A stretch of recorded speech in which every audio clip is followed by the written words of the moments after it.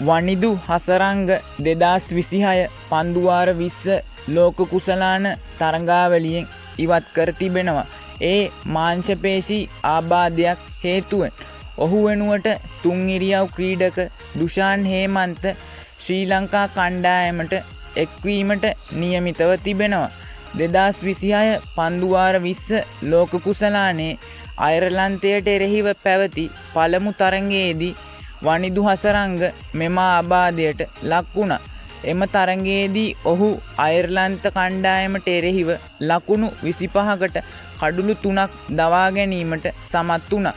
මෙම ආබාධය හේතුවෙන් සති 4ක පමණ කාලයක් ඔහුට පිටියෙන් ඉවත්වීමට සිදු වෙනවා.